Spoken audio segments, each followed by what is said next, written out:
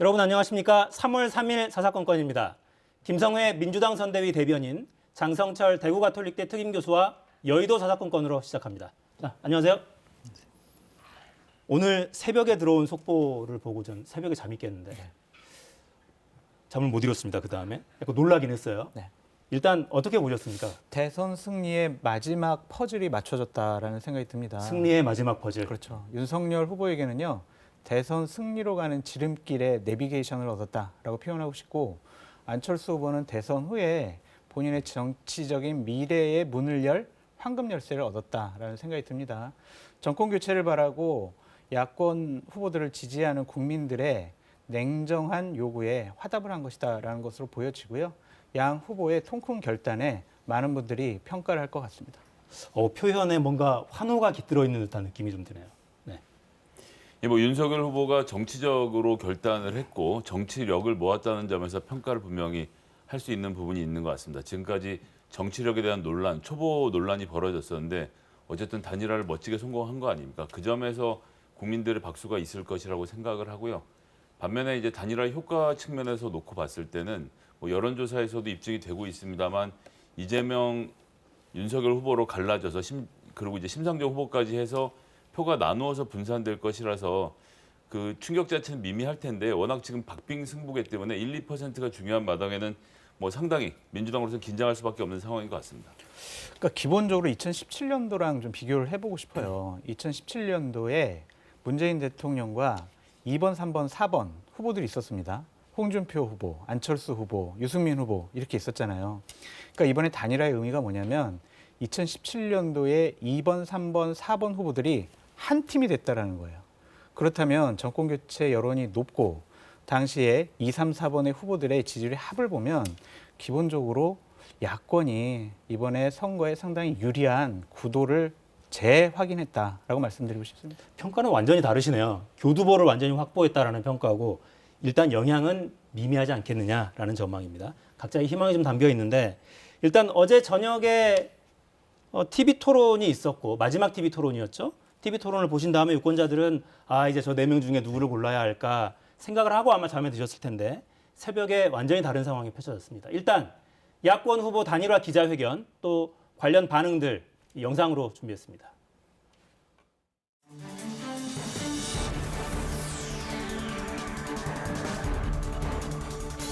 대한민국의 미래와 국민 통합 정부의 성공을 위해 두 사람은 국민 앞에서 겸허하게 약속합니다. 저 안철수는 윤석열 후보를 지지하기로 했습니다. 저 윤석열은 안철수 후보의 뜻을 받아 반드시 승리하여 함께 성공적인 국민 통합 정부를 반드시 만들고 성공시키겠습니다. 오늘의 선언까지 많은 시간이 걸렸고 우여곡절이 있었습니다. 국민 여러분, 늦어서 죄송합니다. 늦은 만큼 쉬지 않고 끝까지 확실하게 최선을 다하겠습니다. 고맙습니다.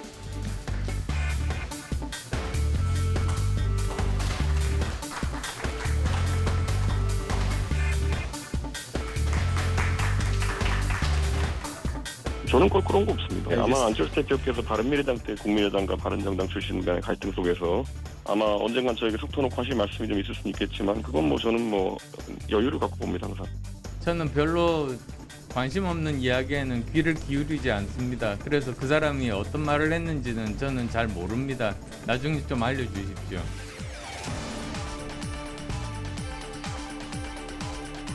정치는 정치인들이 하는 것 같지만 사실은 국민이 하는 것입니다. 역사와 국민을 믿습니다. 민생경제, 평화, 통합의 길을 꿋꿋하게 걸어가겠습니다. 저 심상정의 어깨가 더욱 무거워졌습니다. 기득권 양당 정치를 교체하고 다당제 전환을 바라는 시민들은 이제 부담 없이 저 심상정에게 소신 투표 해주시기 바랍니다. 사표는 없습니다. 심상정에게 주시는 한 표는 오직 정권 교체와 시민의 더 나은 삶을 만드는 생생한 생표가 될 것입니다. 네, 전격적인 태세 전환이었다 이렇게 평가해도 괜찮을까요? 그러니까 2월 9일에 아마 윤석열 후보가 처음 마음이 맞으면 10분 안에도 끝낼 수 있다 이런 발언을 했고 2월 13일에 안철수 후보가 공식적으로 제안을 했죠. 후보 등록 직후에. 하지만 윤석열 후보는 여론조사 경선 방식을 거부했고 바로 다음 날 20일에는 안철수 후보가 단일화 결렬을 공식 선언했습니다.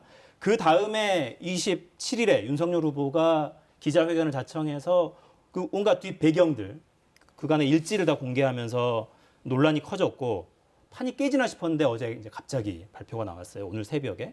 자, 갑자기 분위기가 바뀐 배경은 뭘로 봐야 됩니까? 먼저 일단 두 가지 정도로 보겠는데요. 첫 번째는 안철수 후보의 요구가 처음에 무리했을 것으로 봅니다. 뭐 저희로서는 알 수는 없는데요.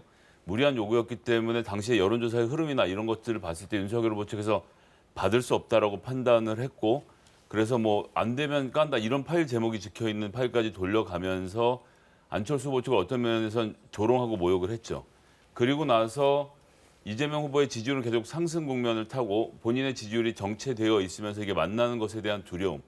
또 마침 오늘 지금 이제 법무부와 관련돼서 이제 부동시 관련된 의혹의 파일을 보는 날이지 않았습니까? 국회 법사위에서 공개를 했었죠. 법사위에서 지금 양당 간사간에 봤는데 이 신체 검사를 받을 때 0.8, 0.1, 0.7 차이 나던 시력 때문에 부동시로 군대 면제가 된 줄 알았는데 검찰에 제출했던 것은 0.7, 0.3 차이가 별로 나지 않아서 부동시가 아니었다라는 것이 이번에 드러나는 이런 국면을 사전에 차단하고자 오늘 단일화의 카드를 결국 안철수 후보가 이야기했던 것들 다 받아들이면서 결국 수락하는 국면으로 가지 않았나 생각이 됩니다. 그러니까 막판에 병역 면탈 의혹이라는 대형 악재가 터지기 때문에 이걸 미리 물타기하기 위한 수단 아니었느냐. 네.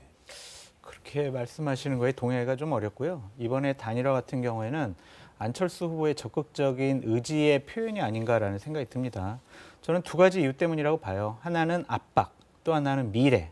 이 두 단어가 문제라고 보여지는데 안철수 후보가 기자회견 때 얘기를 하셨죠. 주위에 많은 분들의 얘기를 들었습니다. 그분들이 단일화해야 된다. 정권 교체를 위해서는 단일화만이 살 길이다라고 많은 압박을 가하셨을 것 같아요. 그 부분에 대해서 본인이 거부하기가 상당히 어려웠을 것 같고 또 하나는 이 정도의 지지율 나온 채로 대선을 완주를 해서 한 자리 숫자의 지지율, 득표율을 얻으면 나의 정치적인 미래가 위태롭지 않을까라고 생각을 했을 것 같습니다. 기본적으로 2017년도에는 21%의 지지율과 38석의 국회의원 수가 있었는데 지금은 한 자리 숫자를 갖고 3석의 의원만 본인을 뒷받침을 해준다면 지방선거 어떻게 치릅니까? 그리고 총선 어떻게 준비합니까? 그리고 그 다음에 대선을 어떻게 준비합니까? 그런 정치적인 로드맵을 쭉 살펴보면 이번엔 정권교체라는 대의에 힘을 합치고 본인이 부족했다고 생각하는 행정 경험을 통해서 대선 후보로서 자리매김하는 것이 옳겠다라고 판단한 것 같습니다. 안철수 후보가 얻은 게 뭘까 이런 생각이 들긴 하더라고요. 그러니까 그동안 다당제나 이런 그 좀 가치들을 계속해서 주장을 해왔었기 때문에 다당제 가치를 주장하다가 제1야당, 거대 정당으로 사실상 들어가는 형태여서 이건 좀 어떻게 봐야 되겠습니까? 정치적인 미래를 얻은 거죠. 그리고 보수파의 거대 정당에서 본인의 입지를 넓힐 수가 있을 겁니다. 예를 들면요. 2017년도에 문재인 대통령께서 대통령이 당선되고 난 후에 이낙연 전 의원을 국무총리로 임명하지 않았습니까? 그 전까지 대권 후보로 인정받지 못했던 이낙연 대표가 국무총리 활동을 제대로 해내니까 제1순위의 대권 후보의 반열까지 올라갔어요. 그래서 안철수 후보가 그것을 좀 참고하지 않았을까. 대략 한 달 보름 전에 윤석열 후보가 안철수 후보께서 윤석열 정권의 디지털 플랫폼 정보를 맡아줬으면 좋겠어요 라고 얘기했거든요. 그렇다면 국무총리를 해달라는 것으로 읽혀집니다. 본인이 윤석열 정권의 국무총리가 돼서 정치적인 입지를 넓혀나가고 세력을 구축하고 행정 경험을 쌓아서 다음번 대선에 도전하겠다라는 길을 선택한 것 같습니다. 네, 오늘 오전 기자회견 끝나고 기자들과 질의응답 과정에서도 안철수 후보 입에서도 행정 경험이라는 말이 나오긴 했습니다. 저는 일단 국민의당이 지금 처하고 있는 문제가 두 가지 있었다고 봅니다. 첫 번째는 경제적 문제입니다. 돈이 없는 상태에서 안철수 후보가 본인의 돈을 빌려주는 형태로 좀 국민의당에 선거 자금을 대고 있었죠. 특별 당비를 냈었죠. 특별 당비를 낸 것인데 그 전에는 국민의당에서 돈을 빌렸다라는 이야기를 뭐 그쪽 당직자로부터 직접 들었었는데요. 여튼 이제 그런 관계들 그런데 이게 이제 10% 이하의 지지율이 나왔을 경우에는 선거 비용이 보전이 안 되는 문제가 하나 있고 이게 합당을 하면 부채도 같이 넘어가지 않습니까? 그리고 더 중요하게 6월에 있을 지방선거인데요. 지방선거 국면에서 국민의당의 활동의 그 폭이라는 것이 굉장히 제한적이다. 어쨌든 정당은 선거에 나가서 뛰는 것으로 증명을 해야 되는데 지금 방금 말씀드렸던 대로 재정 상태도 좋지 않고 후보들이 출마했을 경우에 도와주기도 마땅치 않은 상황에서 그런 데 대한 이제 지방선거에서의 어떤 일정 정도의 지분 이런 것들에 대한 협상이 이루어지면서 지방선거 문제도 해결하고 재정 문제도 함께 해결하는 방안으로서의 합당을 고민하고 있었던 게 아닌가 생각이 듭니다. 네. 근데 지난번 서울시장 보궐선거 요 직전에도 후보 단일화 과정이 있었고 당시에도 합당 합의가 있었어요. 결국은 깨지고 지금 여기까지 온 거죠. 이번에는 순조롭겠습니까? 순조로울 것 같아요. 왜냐하면 당시에 가장 큰 걸림돌이 국민의힘의 당명을 바꿔라라고 안철수 후보가 얘기하지 않았습니까? 그렇다면은 대선이 끝났어요. 윤석열 후보가 대통령에 당선이 됐습니다. 대통령이 당선된 그 당의 이름을 바꾸라고 요구하기에는 명분이 없어요. 그렇다면은 일단은 여러 가지는 과거에 1년 전에 다 해놨기 때문에 합당 절차가 그렇게 무리가 있어 보이진 않고요. 이준석 대표도 아예 제가 안철수 대표님 잘 모시겠습니다. 이런 식으로 페이스북에 올리지 않았습니까? 그렇다면은 선거 후 즉시 합당하겠다라는 약속은 지켜질 것으로 보여집니다. 잘 모시겠다라는 글을 저도 같은 SNS를 본 것 같은데 완전히 다르게 보신 것 같은데요. 합당하는데 지난번 서울시장 선거 후처럼 문제를 일으키지 말라는 경고의 메시지를 담아서 이준석 대표가 말을 했던 것은 글쎄요. 제가 생각하기에는 당대표로서의 지방선거 공천을 행사하려는 이준석 대표와 그리고 새로 들어와서 당내의 세력을 구축하려는 그 안철수 후보 사이에 상당한 마찰이 예견되고 있는 상태라는 점에서는 좀 부정적이 있고 조금 전에 설명드렸던 여러 가지 다급한 이유 때문에 합당 절차 자체는 크게 문제없이 진행되지 않겠나 생각을 합니다. 김성애 대변인께서 정확히 분석을 해주셨는데 그 지분 싸움이라든지 공천 싸움은 흉터라고 저는 보여져요. 지금 대선을 이겨야 되니까 발등에 떨어진 불은 지금 껐단 말이에요. 근데 발등에 흉터가 아직 남아있는 거예요. 그런 것들을 어떻게 해결할 것이냐. 이제 윤석열 후보는 대통령이 되면 이제 당에 관여하기가 어렵잖아요. 여러 가지로. 그렇다면 당 문제는 합당 문제는 안철수 대표와 이준석 대표 사이의 일일 텐데 양측 간의 감정의 골이 너무 깊어요. 그런 것들이 원만하게 이루어질 수 있을까? 그것은 참 해결하기 어려운, 지우기 어려운 흉터가 아닐까라는 생각이 듭니다. 여기에 또 차이점이 있습니다. 국민의힘과 민주당의 결정적인 차이인데요. 민주당은 이러나 저러나 권리당원과 여론조사를 기반으로 해서 시구연들 공천, 도지사 공천까지가 대부분의 경우 시스템에 의해서 완료가 되는데 상향식 공천으로. 예, 그렇죠. 상향식 공천으로 되는데 국민의힘은 이제 그 부분에 대한 약간 미비함이 있거든요. 그래서 어쨌든 전략적으로 누군가 공천을 담당하고 소위 말하는 지분 나누기가 가능한 상황인데 예를 들면 유승민 후보, 홍준표 후보 이런 분들도 나의 몫이 있어야 된다라는 말씀을 하시는 가운데 여기 안철수 후보까지 들어와 있고 이것을 총괄하는 이준석 대표의 역할까지. 그럼 지금 이제 이 이면에는 오늘 단일화 합의한 이면에 안철수 후보와 윤석열 후보 사이에선 어떠한 합의가 있었는지 당 운영과 관련돼서 이런 부분들이 앞으로 좀 지켜봐야 될 부분이겠죠. 이준석 대표가 오늘 대구에서 기자간담회를 가졌는데 그 자리에서 이 질문이 안 나올 수가 없죠. 사전에 통보를 받았느냐, 당권 관련한 부분은 어떻게 풀어갈 거냐 이런 질문이 나왔고 당권 관련해서는 내년에 있는 전당대회에 안철수 대표가 참여하셔서 정상적인 경쟁을 통해서 당권을 차지하시면 된다.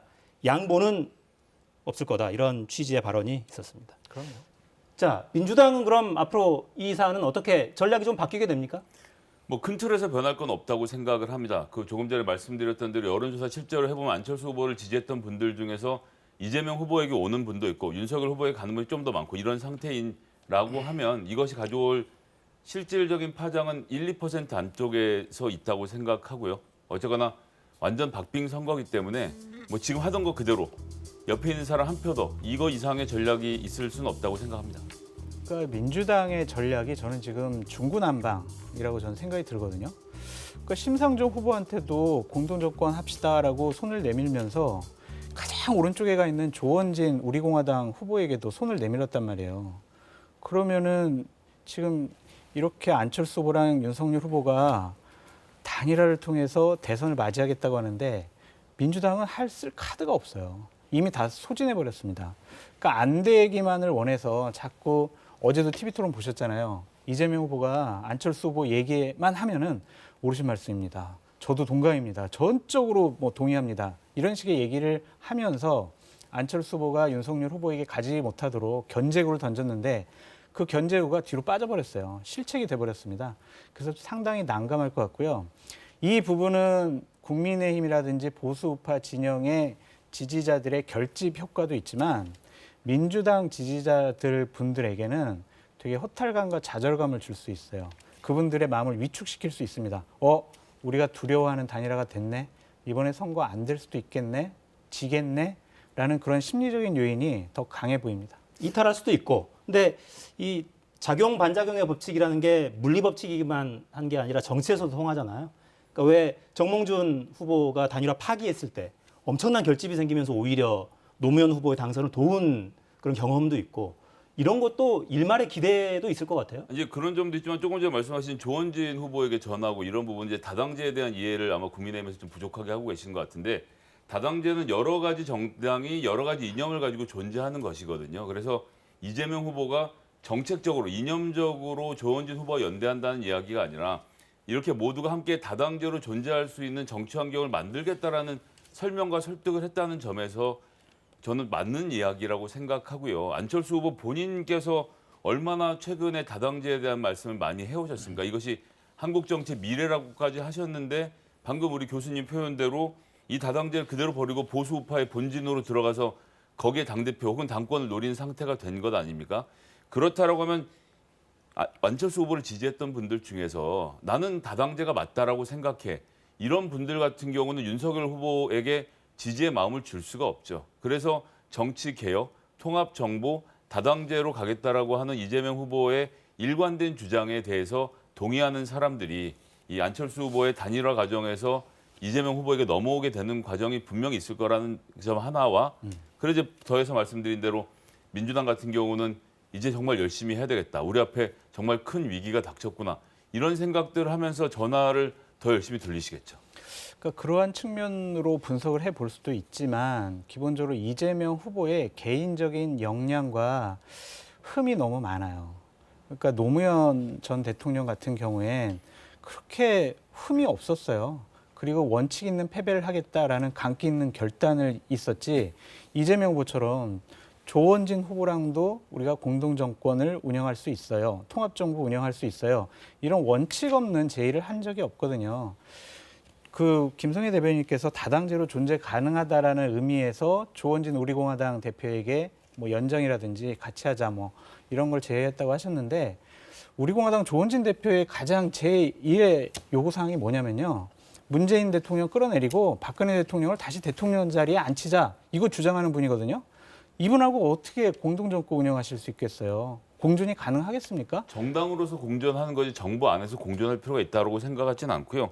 그리고 이재명 후보 뭐 능력이 부족하다고 말씀하셨지만 김종인 선대위원장, 국민의힘에 몸담고 계셨던 분조차도 여당에서 이렇게 정치개혁을 다 받았다는 거 정말 의외다라는 말씀도 하셨고 또 정치개혁 기득권 타파를 얘기했던 김동연 후보도 이재명 후보와 함께 하겠다라고 해서 그 진정성을 지금 굉장히 이 광범위하게 인정받고 있는 상황으로 보입니다. 그러니까 능력 부분보다는 개인적인 흠이 너무 많다 이거죠.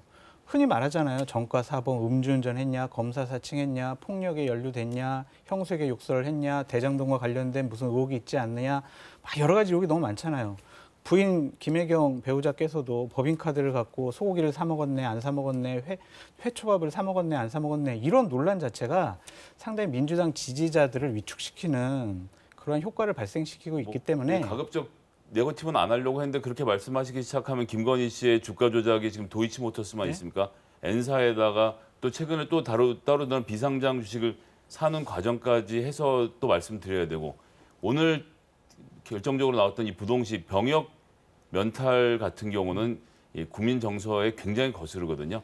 제대로 된 해명을 하기 위해서는 빨리 가서 시력 검사를 공개적으로 한번 받으시면 좋을 것 같습니다. 저도 뭐 제대로 된 해명이 필요하다는 생각이 들고요. 그러한 본인의 또 가족의 개인적인 흠을 극복을 하기 위해서 안철수 후보랑 단일화를 통해서 구도를 제대로 좀 잡아가고 유리하게 만들었다라고 말씀드립니다. 네. 그 시력 결과가 공개되는 것과 관련해서 국민의힘에서는 시력 차이도 중요하지만 디옵터 값이라는 이게 동시에 확인이 돼야 부동시 여부는 판정할 수 있다라는 주장을 내놓고 있긴 합니다. 그러니까 집에서 30km 떨어져 있는 분당 서울대병원에 가서 굳이 검사를 받아서 제출하신 결과와 신검 때 받았던 결과와 그다음에 검찰에 제출했던 게 다 다르잖아요. 그러니까 지금 그냥 병원 가셔서 이 가까운데 여의도도 좋은 병원들이 많이 있거든요. 가서 시력 검사를 정상으로 받으시면 된다. 뭐 15분이면 해결될 의혹이고 만약 이것이 깨끗하게 해결이 되면 민주당이 네거티브를 쓸데없는 것으로 네거티브를 했다고 대대적인 공격도 가능할 것 같습니다. 저도 옳은 말씀인데 2019년도 검찰총장 인사청문회 때 당시에 여당 간사였던 송기현 의원은 시력은 변할 수 있습니다라고 얘기하면서 윤석열 후보를 옹호했다라고 말씀드립니다. 민주당의 부끄러운 모습이었습니다. 네. 시력이 변할 수는 있겠는데 병역을 면제받은 그 조건에 합당한지 이건 확인이 필요하긴 한 거죠. 네. 공적으로 이건 검증해 볼 필요가 있는 부분이라는 생각이 듭니다. 네, TV토론 이야기로 넘어가겠습니다. 어제 마지막 TV토론이 있었죠. 후보들 경론이었습니다. 영상 보겠습니다.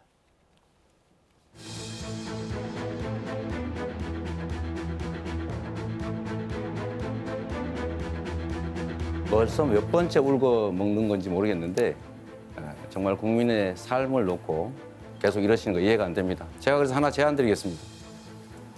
이거 대통령 선거가 끝나더라도 특검 해가지고 반드시 특검 하자는 거 동의해 주시고, 두 번째, 거기서 문제가 드러나면 대통령이 당선돼도 책임지자. 동의하십니까? 이거 보세요. 동의하십니까? 이거 보세요. 동의하십니까? 어? 지금까지 동의하십니까? 다수당으로서 수사도 다 회피하고 동의하십니까? 지금 뭐 대통령 선거가 국민학교 애들 반장 선거입니까? 정확하게 수사가 이루어지지 않고 덮었지 않습니까? 그래서 특검 이게 하자니까요. 지난 2월 25일 기본소득 같은 이런 보편복지를 현금으로 하게 되면 뭐 1년에 우리 이재명 후보께서 말씀하신 연 100만 원만 해도 한 50조 원이 들어가는데 혹시 국민의힘 정강정책 1조 1항에 기본소득 한다 이렇게 들어있는 거 아십니까? 그 기본소득은 우리 이 후보님이 말씀하신 그런 기본소득하고는 좀 다릅니다. 사과라고 말하면 사과인 것이지 내가 말하는 사과는 다르다. 그건 좀 이상한 것 같다는 생각이 일단 듭니다.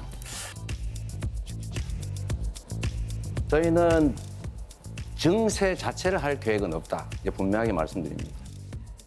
필요하면 증세도 해야 되겠습니다만은 또 국채 발행도 할 수 있습니다만은 원칙은 지금 우리 경제가 초저성장 시대에 있는데 경제를 좀 원활하게 성장을 시켜야 거기서 복지의 재원이 또 많이 산출이 될 수 있는 거니까 증세 없는 복지는 허구고 감세하는 복지는 사기다.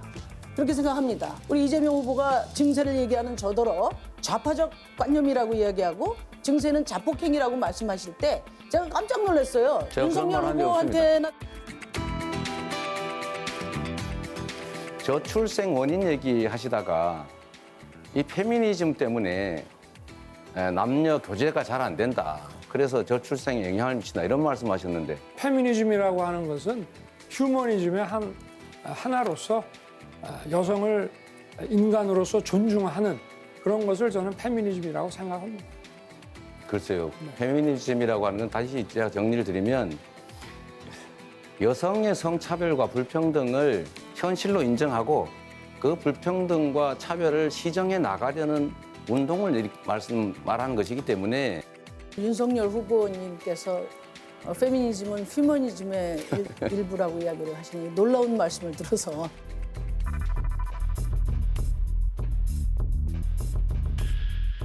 조금만 지출 구조 조정을 해도 우리가 북핵으로부터의 대공 방어망을 구축하는데 네, 알겠습니다. 저희가 쓸 수 있다. 그 삭감해서 북핵 예산 맞겠다 그래서 제가 좀 황당했거든. 여기는 왜냐하면 교육부 예산도 있고 또 국방부 예산도 있어요. 윤 후보님 곁에서 여성 정책을 제대로 코멘트해 주는 사람이 없는가 봐요. 이준석 대표 말고 없습니까? 그런 식으로 말씀하시는 건 좀 저게 아니고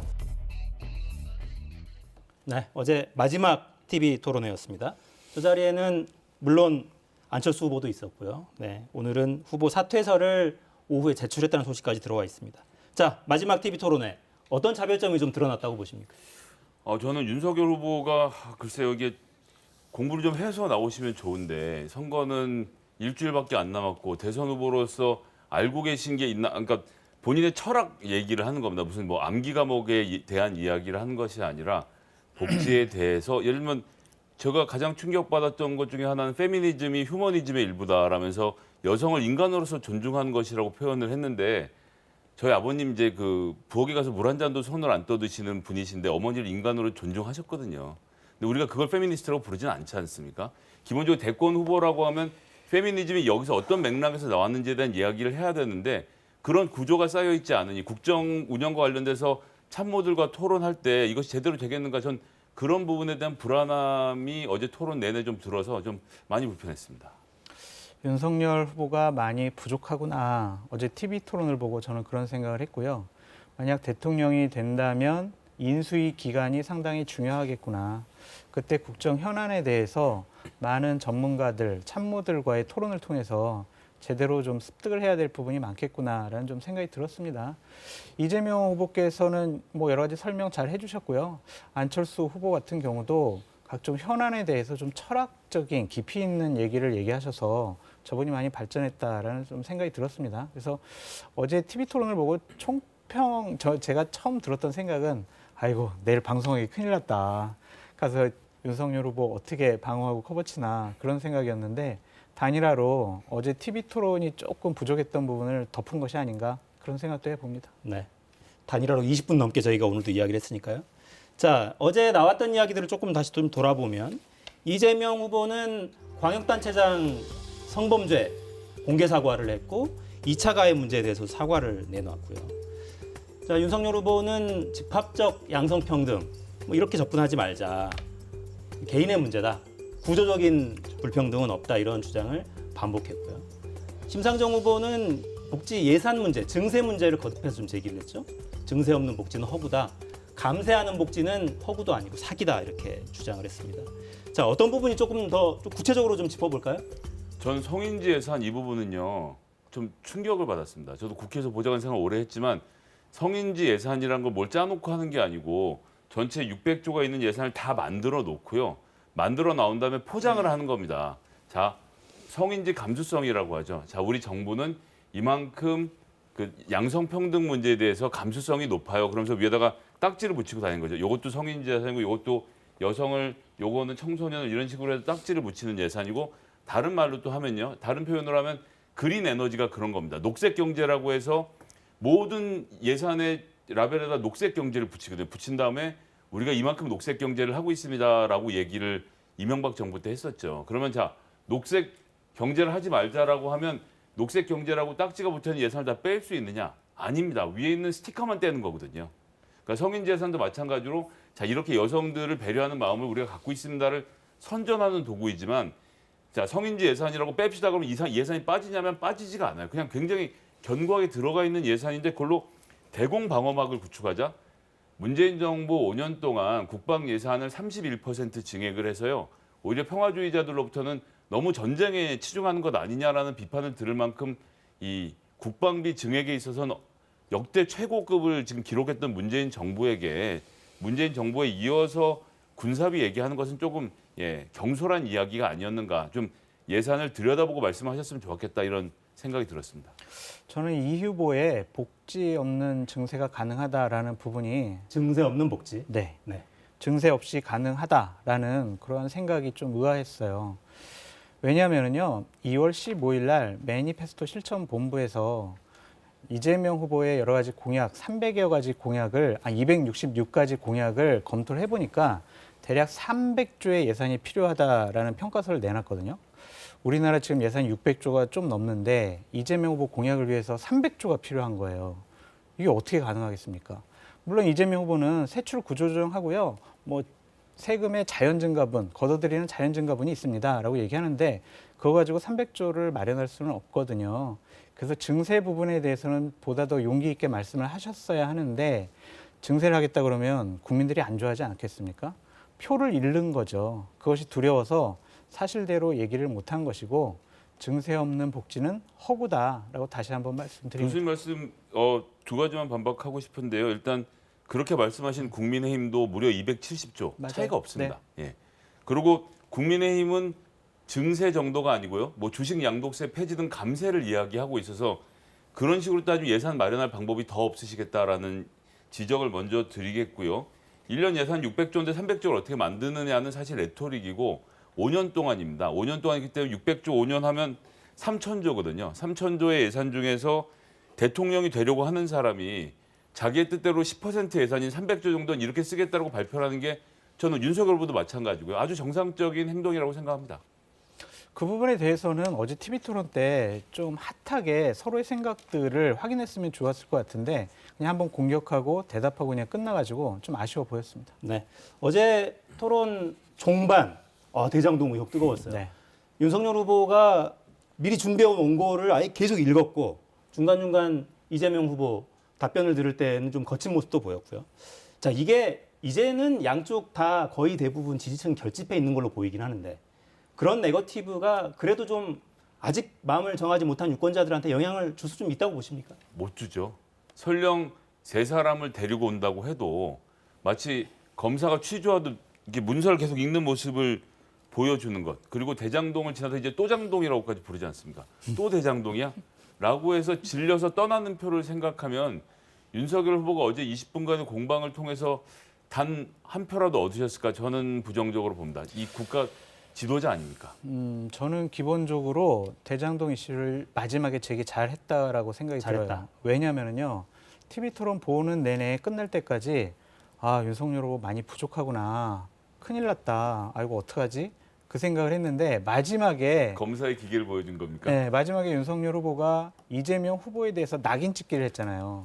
이재명 후보는 나쁜 사람 프레임에 가둬놓은 거예요. 그래서 제가 느낀 거는 윤석열 후보는 부족하지만 이재명 후보는 나쁜 사람이구나라는 것을 각인시키더라고요. 그래서 어제 윤석열 후보의 마지막 발언은 선거 전략상 상당히 유의미했다라고 뭐 아까 전에 이거 보세요 할 때 보셨겠지만 특별검사, 특검을 받자라고 이재명 후보가 거의 30초 넘게 집요하게 질문을 하는데 당황을 하면서 결국 답변을 못하셨던 윤석열 후보의 그 자세, 왜 특검을 저렇게 두려워하지? 라는 것이 국민들에게 또 유권자들에게 한편으로는 각인이 되는 토론이 아니었나 생각합니다. 그 점은 저도 좀 의아스러웠어요. 그냥 특검 합시다, 동의합니다, 그렇게 얘기하셨으면 됐을 텐데 왜 안 하셨을까라고 저는 의아하게 생각을 했고 아마 후보님이 모르시는 교수님께서 모르시는 후보님의 어떤 그런 어려움이 있을 겁니다, 분명히. 그것도 있을 것 같고 하지만 이렇게 보여요. 저는 현 정권이 검찰 수사를 제대로 못하게 하지 않았습니까? 제가 대통령 되면은요 검찰 수사 그냥 제대로 할 수 있도록 중립적으로 할 수 있도록 제가 보장하겠습니다. 그런 의지로 읽혀졌습니다. 글쎄요, 중앙일보 인터뷰를 통해서 대장동은 재수사를 해야 된다라고 본인이 이미 찍어 눌러서 발표를 해놓고 본인이 대통령이 돼서 검찰총장 인사권까지 가지고 있는 상태에서 중립적인 수사를 한다. 그래서 특검이 필요한 건데 그러니까 특검을 못 받겠다라고 윤석열 후보가 말했구나라는 의심을 할 수밖에 없게 되겠네요. 지켜보시고요. 저도 특검은 돼야 된다라고 보여집니다. 네.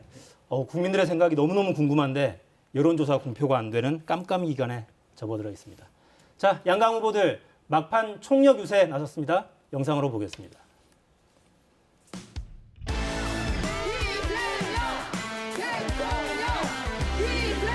여성의 사회적 차별과 불평등이 존재한다는 사실을 현실로 분명하게 인지하고 인정하고 그리고 그 위에 여성들의 이 불평등과 차별을 극복하기 위한 우리 모두의 노력을 폄훼하지 않을 것입니다. 구조적 성차별이 없다는 이상한 소리 저는 하지 않습니다. 구조적 성차별을 해소하기 위한 남녀가 평등하게 사회, 경제 생활을 해 나갈 수 있는 평등한 대한민국 양성평등의 나라 저 이재명이 확실하게 책임지겠습니다, 여러분.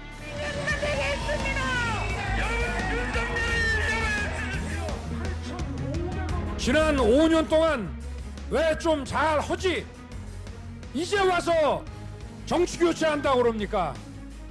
이거 국민 무시하고 속이는 거 아닙니까? 자기들이 이길 것 같으면 절대 뭐 바꾼다는 소리 안 합니다. 맞죠?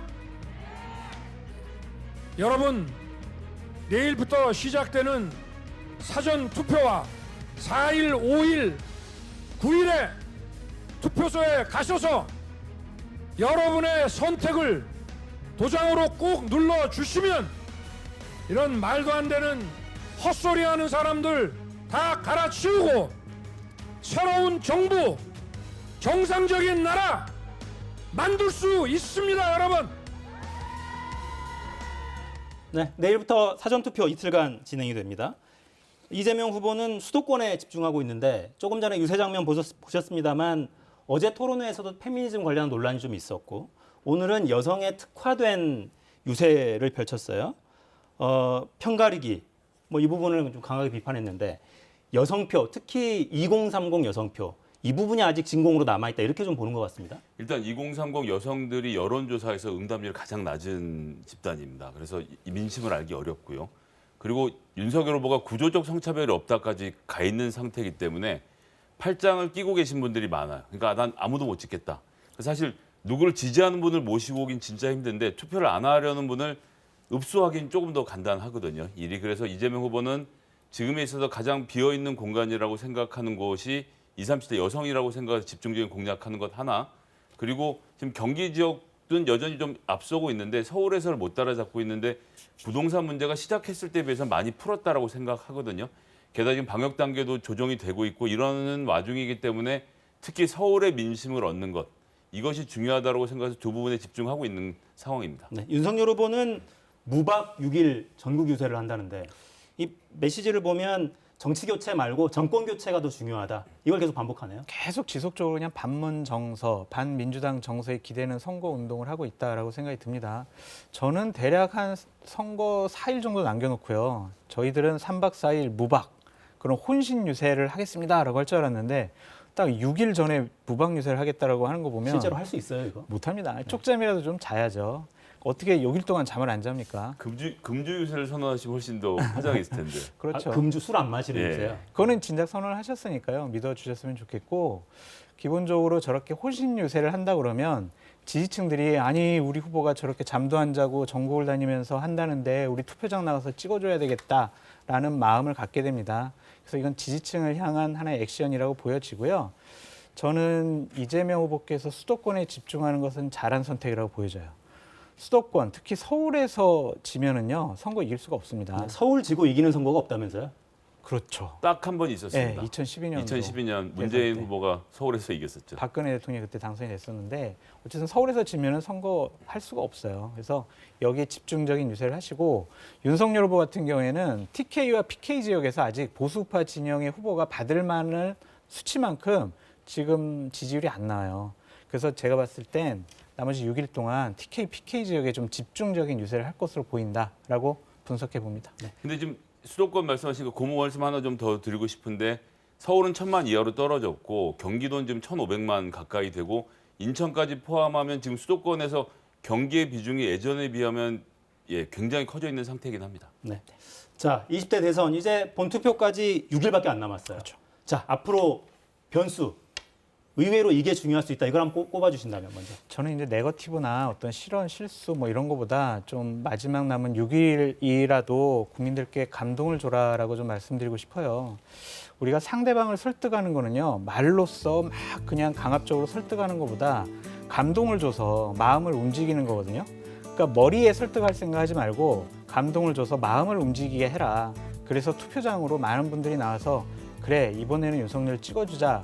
라는 마음이 나올 수 있도록 감동을 주는 무박 6일이 됐으면 좋겠다라는 생각이 듭니다. 마음을 움직이기 위해 노력해달라. 언론에서는 잘 다루지 않지만 사실 지금 가장 중요한 변수 중 하나는 조직입니다. 그런데 지금 국민의힘에 비해서 민주당이 2018년 지방선거에 압승 이후에 상당히 많은 수의 지방 조직을 확보를 하고 있어요. 그러니까 광역의원 같은 경우는 4배가 많고 기초자치의원도 1.5배가 많습니다. 이 사람들이 바닥에서 움직이는 표의 양이 엄청난데 이건 여론조사에도 잡히지 않고 어디에서도 보이지 않거든요. 그런데 이 대선이 끝나고 나면 바로 지방선거 공천이 있고 각 투표구별로 성적이 나오지 않습니까? 시구의원들이 지금 어마어마한 에너지로 뛰고 있는데 이 부분이 보이지 않는 곳에서 상당한 변수를 만들어낼 거라고 생각합니다. 당내 선거에서는 조직표가 상당한 큰 영향력을 발휘할 수 있지만 대선 같은 큰 정치적인 이벤트에서는요. 조직은 바람을 이기지 못한다. 정권 교체 여론이 아직도 50% 이상 나오는 바람을 조직표로 이기긴 어렵지 않을까라고 전망해 봅니다. 교수님 그렇게 말씀하시지만 지금 현재 지지율 자체가 딱 KBS 조사 같은 데 정말 딱 붙어 있지 않습니까? 그런 상태이기 때문에 조직이 이번에 예외적으로 영향을 미칠 것이다 말씀을 드리는 겁니다. 네. 딱 한마디씩만 듣고 마무리하겠습니다. 1위 후보가 누가 당선될 거냐 이거는 각 정당을 후보를 말씀하실 테니까 득표율을 한번 어제부터 제가 여쭤보고 있어요. 1위 후보의 예상 득표율 얼마로 보십니까? 46. 46. 하겠습니다. 예. 어제는 47 제시했어요. 저도 46, 47 정도로 보고 있습니다. 그래서 대략 한 3.5% 차이 뭐 그 정도 나지 차이는 않을까 싶습니다. 3.5%포인트 안팎. 네. 전 그보단 좁을 것 같은데요. 더 좁을 거다. 네. 와, 이거 개표 방송은 몇 시까지 해야 되죠, 그러면? 네. 지금까지 장성철 교수, 김성회 대변인과 함께했습니다. 두 분 감사합니다.